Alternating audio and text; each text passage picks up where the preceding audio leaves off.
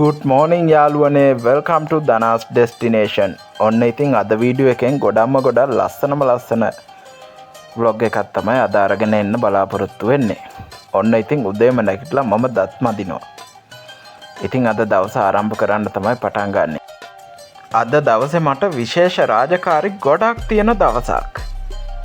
ඉතින් දත් මැදලා හොඳට මූණකට හොදාගෙන ඊගාවට තියෙන්නේ මගේ බ්‍රෙක්ෆාස්ට් එක ගන්න එක තමයි. වතුර චුට්ටක් සීතලයි. අද ටිකක් අහස මන්දාරම් යාළුවනේ. ඉතින් අහස මන්දාරම් නිසා මගේ ඇඟට පොඩ්ඩක් සීතලයි. වෙනද නම් තද අවුවක් තිබුණා. ඒත් මේ දවස් ටිකේම මේ අවුව නැති වෙලා තියෙන්නේ. දැන් තද අවුවක් නෑ. මේ දවස් ටිකේ දැන් ඔන්න කොහොමත් වැහි කාලේ ළඟයි. එහෙම මෙහෙන් පින්නත් එනවා. ඒ හින්දා වැහි කාලේ ළඟ හින්දා තව ටික දවසකින් වහි. ප්‍රවෘත්ති වලට නම් කිව්වා දැඩි පායන කාලයක් එන්න කියලා. ඔන්න ඉතින් යාළුවනේ මගේ බ්‍රෙක්ෆාස්ට් එක රෙඩි. ඉතින් අද බ්‍රෙක්ෆාස්ට් එකට තියෙන්නේ බටු තෙල් දාලා කරවල දාලා නිවිති කිරට උයලා. මේ දෙක එකට අනාගෙන කනකොට යාළුවනේ තියෙන රස මට කියලා නිම කරන්න බෑ. රස නහර පිනවනවා. ඒ තරම්ම රසයි යාළුවනේ. කොච්චර කෑවත් එපා වෙන්නේ නැහැ. කන බත් කටක් ගානේ මට දැනෙන්නේ පුදුම රසක්. නිවිති කිරි දාලා තියෙනකොට කරවල දාපු බටුත් එක්ක නිවිති එකට අනාගෙන කනවා කියන්නේ පුදුමම රසක්.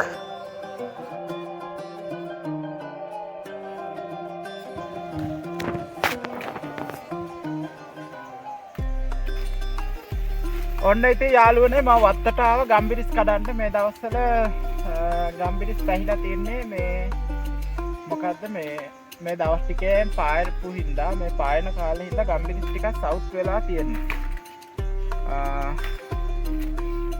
ගම්බිරිස් ටිකක් කඩා ගන්න තමයි ආවේ යාළුවනේ. තව ගම්බිරිස් තියෙනවා. කොහොම හරි ගම්බිරිස් කිලෝ 50 ගෝනි කොච්චර ප්‍රමාණයක් කඩන්න පුළුවන්ද කියලා මටවත් හිතා ගන්න බෑ. ඒ තරම් ගම්බිරිස් තියෙනවා. පුදුම ගම්බිරිස් අස්සන්නක් තමයි මේ පාර තියෙන්නේ. හොඳ ගම්බිරිස් අස්සන්නක් තියෙනවා.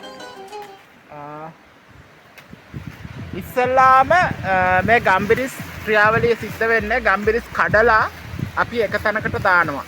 දැම්මට පස්සේ මේ ගම්බිරිස් වල ඔයගොල්ලන්ට පේනවා ඇති මෙන්න මේ තියෙන මේ මැද්දේ නාරටියක් තියෙනවා. ඒ නාරටිය තමයි ඇට ටික තියෙන්නේ. ඔයාලට පේනවනේ. ඔන්න දැන් මම පෙන්නන්නම්.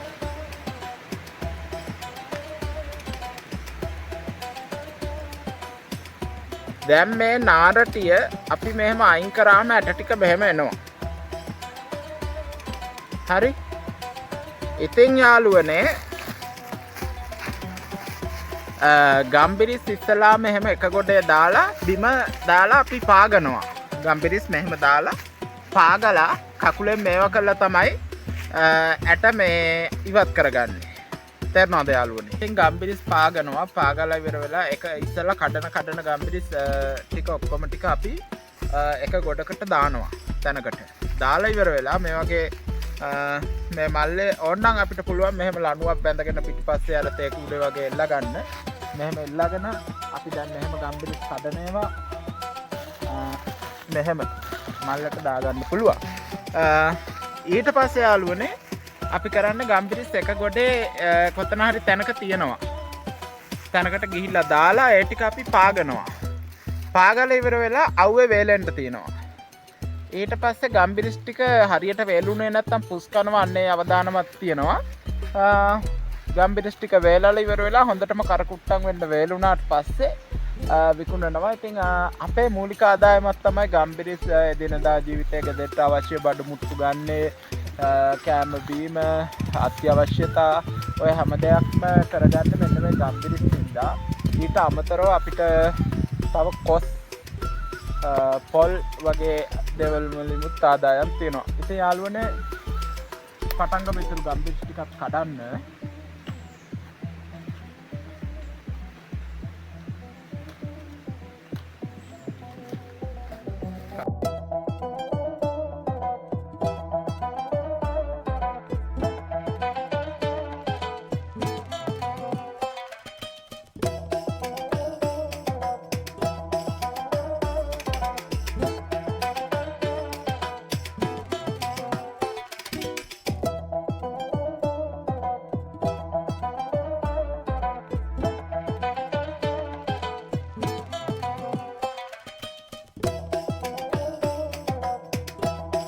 ඔන්න ඉතින් යාළුවනේ මං ඉන්නේ අපේ වත්තේ කොස් ගහ ළඟ. තව මේ වගේ කොස් ගස් ඕන තරම් තියෙනවා වත්තේ. ඉතින් පුංචි කාලේ ඉඳලා කොස් කිරි කොස් එතකොට කොස් තෙල් දාලා කොස් එතකොට තම්බලා පොල් එහෙම දාලා එක එක විදියට කොස් කාලා කාලම මේ පාවෙලා තියෙන්නේ. පොලොසුත් එහෙමයි යාළුවනේ. පොලොස් කියන්නේ පුංචි කාලේ ඉඳලා අපේ අම්මා රසට පොලොස් ඇඹුලක් හදනවා. මට ඇත්තටම මේ පොලොස් ඇඹුල කොච්චර කෑවත් එපා වෙන්නේ නැති තරම් රසයි. කොච්චර පොඩි කාලේ ඉඳලා මම පොලොස් කෑවත් අපේ අම්මා හදන මේ පොලොස් ඇඹුලට මම මාර මාසයි. මොකද ගම්බිරිස් එතකොට සූදුරු එනසාල් ඕවා එක්ක හාල් එහෙම බැදලා අඹරලා ගුලියක් හදලා පොල් කිරි දාලා මිරිස් 3-5 තෙලට දාලා හොඳට මිටි කිරි දාපු උකුම පොලොස් කරියක් අපේ අම්මා හදනවා. එතකොට මේ කොස් දැන් ලොකු හොඳට මේවා වෙච්ච පැහිච්ච කොස් ගෙඩියක් තියෙනවා. ඔයාලට පේනවා ඇති. මේ තියෙන යාළුවනේ. ඉතින් මේක ටික කඩන්න ලෝබයි. මේක තියලා තියෙන්නේ ඉදෙන් වරක කාලෙට. වරක නම් කාලා බඩත් රිදෙනවා යාළුවනේ. ඉතින් කොස් වරක මේ දේවල් වලින් කිසිම අඩුවක් නැහැ. ආයේ කොස් පොලොස් කුඩු කළා උයලා වගොල්ලෝ කාලා තියෙනවා. පොලොස් කුඩු කළාත් අපි උයනවා. ඒ කියන්නේ පොලොස් ඉස්සලාම් පොලොස් ගෙඩිය පොතු ඇරලා තම්බලා පොලොස් ගෙඩිය කුඩු කළා අපි උයනවා. අන්න එහෙම පොතු ඇරලා පොලොස් ගෙඩිය තම්බලා කුඩු කළා උයන විදිහත් අපේ අම්මා දන්නවා. එතකොට තව ලියම් පොලොස් හෙරලි පොලොස් ඔය කොස් ඔය එක නම් වලින් කොස් හඳුන්වන. කවුන්ඩු වැල කියලා දෙයක් දන්නවද? කවුන්ඩු වැල කියන්නේ යාළුවනේ පැත්තක් වැල පැත්තක් වරක. ඒ කියන්නේ කොස් ගෙඩියම පැත්තක් වැල ගෙඩියක් පැත්තක් වර ගෙඩියක්. කවුන්ඩු වැල කියන්නේ යාළුවනේ පැත්තක් වැල පැත්තක් කොස්. ඒ හින්දා තමයි යාළුවනේ කවුන්ඩු වැල කියන්නේ. ඉතින් යාළුවනේ ඔන්න මට වතුර 35ක් හැදුනා. ඊට පස්සේ මං අපේ ගෙදර ලිඳ ගාවට ආවා. ලිඳ ගාවට ඇවිල්ලා ලිඳෙන් කෝල් වතුර එකක් ගත්තේ බොන්න කියලා. ලිඳේ වතුර එකක් බීවොත් වතුර 35 ඉක්මනටම නිවෙනවා. ඒකල මූණත් පොඩ්ඩක් හොදාගෙන අපි යමු පොල් වත්තට ගිහිල්ලා බලන්න. පොල් වත්තේ පොල් වැටිලාද? පොල් අහිඳ ගන්න පුළුවන් වෙයිද අද?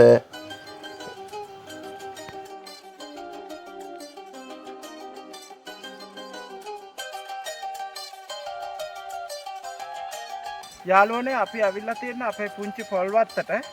ඉතින් මේ තමයි පොල් ගස් ටික. පොල් ඉතින් අපි ගන්න ගෙදර කෑමට විතරයි. ඒ ඇරෙනකොට පොල් වලින් අපිට එච්චරම ආදායමක් නැහැ.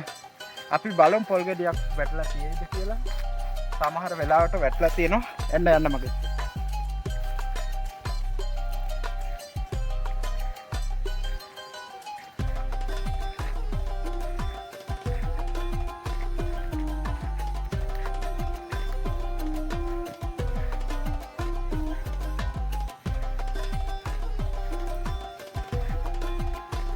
යාළුවනේ ඔන්න ඉතින් මගේ පොල් වත්තේ පොල් ගෙඩියක් වැටලා තියෙනවා මම දැක්කා. එහෙනම් අපි යමු පොල් ගෙඩිය බලන්න. ඇත්තටම යාළුවනේ පොල් ගෙඩියක් වැටලා තියෙනවා දැක්කා කියන්නේ ඒක තරම් පුදුම සතුටක් ආයේ තවත් හිතේ නෑ. එන්න යාළුවනේ. යාළුවනේ එක පොල් ගෙඩියක් නෙවෙයි මේ. ඒ කියන්නේ ගෙදර කෑමට හරි කඩේට විකුණන්නට හරි ලොකු පොල්.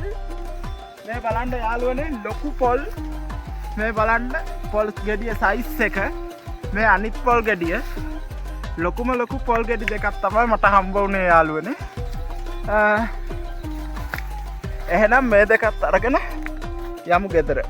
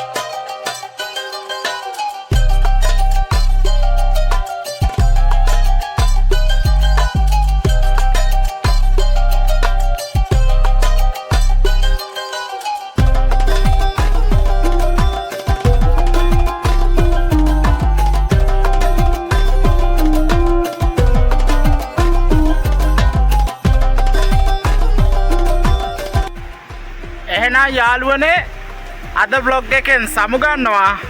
ඊළඟට තවත් මේ වගේ ලස්සන vlog එකකින් හම්බ වෙමු මේ දනස් ඩෙස්ටිනේෂන්.